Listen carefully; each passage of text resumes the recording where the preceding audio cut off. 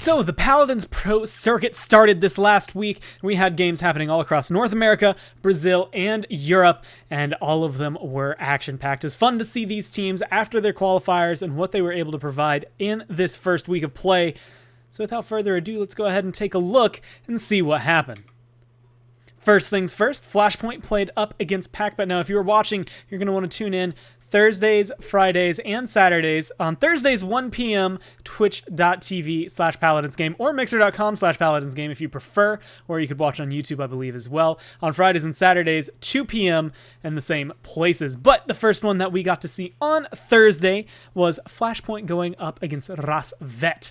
And, well, you look at these rosters and honestly, this screams like it should be a Flashpoint victory, but unfortunately for them, Dethroner had to sub in for them after Prosper Logic ended up having some issues. But that does not undermine the fact that Rasvet also just played incredibly well. They find this one as a whole lot of the 3-1 here, and they take a kind of surprising victory over Flashpoint here. We'll have to see how they look in weeks to come. The next one up was Mandrakes University versus OS Balamansa. And there's not too much to crack into this one. Freeze God's really good, so is Dintic, Mitau, Outlander, and Kronz. And unfortunately for Balamansa, they might have a lot to prove in Brazil. This just wasn't the team to do it, so a 3-0 for Mandrakes University. And then the last set that we showed on Thursday was Snappin' versus Triple Deeps. Now, Triple Deeps is in a solid amount of control for a lot of this set. Snappin' do fight back pretty well. It's just not well enough. Triple Deeps are in control pretty much the entire time. Cool, Gogurt, Poison have all transitioned really well into this team.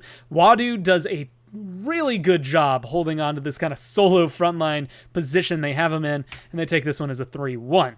Now we're going to go ahead and move on into Friday. The first one we started with was Chroma Space going up against All Business, and there's a lot of cases where maybe you think, man, All Business should have this as a 3-0, Chroma Space should have this as a 3-0, but naturally, Europe has to go big or go home, right? It goes all 5 games, and Chroma start out really strong. They win the first 2 pretty convincingly. Nepo and Adium blow it out of the water. The first round of the first 2 games, both times, they don't do anything, and then they just flip a switch, come back through, and help their team win. All Business wins a couple of close ones after that, a 4-1 on Ice Mines, and then a 4-3 there for the 4th map, pushing it to our 5th and final map, and Chroma Space are able to eke themselves out a victory, find this one as a 3-2, and that's a very solid lead to have in Europe this early on. Going back into Brazil, we watched Los Gatos versus Triunfo, and, well, much like you probably thought earlier, well, Freeze God's good, so is Ares, Gervin, Aspexy, Crimson, 4 guys on this team who have been at the highest level in Brazil or otherwise, so of course you expect them to play well, and, well, they did. King Kaiser tried to bring out the Moji, tried to bring out the flanks, but it didn't quite click the way it does normally, and it was a 3-0 for Triunfo. That being said, it was 4-1s for a couple of those maps, so Los Gatos did at least fight back a little bit. I'm excited to see what they can do in the future. And then the last one we watched was HP OfficeJet Pro 6978 versus Team Project. And this is actually one that's a little more surprising to me. Team Project are kind of I want to argue maybe number 2 in this region, only until they get things working and meshing together. As of right now, HP OfficeJet also looking really solid. Team Project fighting for first place. I'm excited to see where exactly they're going to be able to go as we're going to be looking to them forward. They took this one in a 3-1, though, obviously showing their prowess. That one drop is just kind of the strength, I think, of HP OfficeJet. We'll have to see how Team Project can clean it up going into the future. And then there were 3 other sets that were played that day. Played that week that came through. Unfortunately, we were unable to watch them for various reasons, but if you want to watch through, 5 randoms played District 69. You look at District 69, that roster's stacked, although 5 randoms definitely not something to scoff at. An impressive way for District 69 to be able to find themselves a 3-0 and win this one.